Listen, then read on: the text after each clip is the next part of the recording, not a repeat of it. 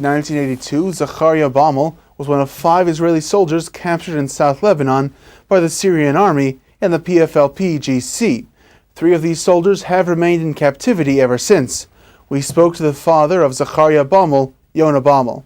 Shalom, Yona Baumel. Shalom bracha. Now, Israel has just come to a deal for the bodies of 2 soldiers kidnapped by Hezbollah, but very little is heard about your son.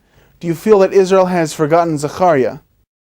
I think they're trying to downplay the situation.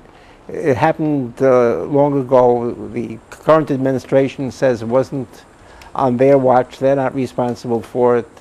The people in the army dealing with it must have been 10 years old when it happened. And it's left pretty much for the parents to fend for themselves and looking for information. We have a lot of information. Unfortunately, don't have current information. We have information. We got a steady stream of information up to about 3 years ago, and Zecharya was at that point being held by the Syrians. Frankly, the last couple of years we haven't heard anything, and it's very worrisome. Why do you think it is that Goldwasser and Regev had such public support, but the other MIAs seem to never be in the news? Well, first of all, it's new. They were captured doing miluim, and a good part of this country does miluim, so it affects people. And Karmit is very photogenic. It was the same thing with Ron Arad, where the media went after Tommy Arad. Now, do you think the latest deal will encourage future kidnappings, since the last kidnapping resulted in prisoner releases?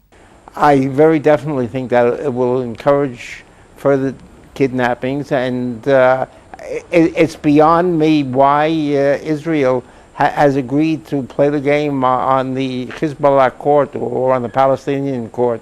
The very minimum they should be getting is immediate exposure to the International Red Cross.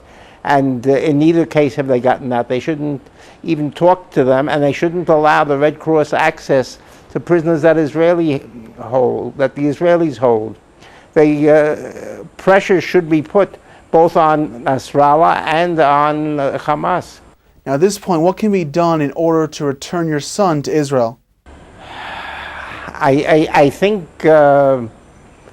the government and the army have got to start reacting to the terrorists in a rational fashion. I think up until now they are not.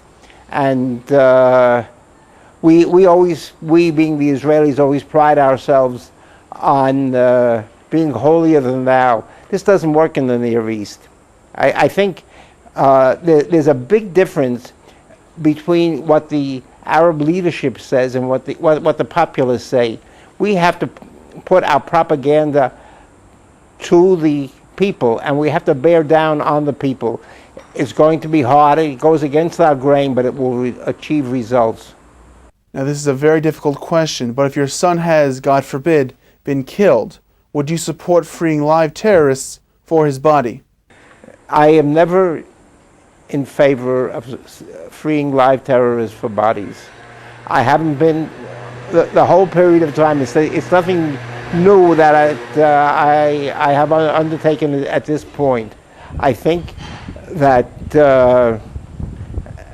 a logical policy has got to be implemented in this country vis-a-vis both live prisoners and dead prisoners, because at the rate we're going, this country is going down the drain.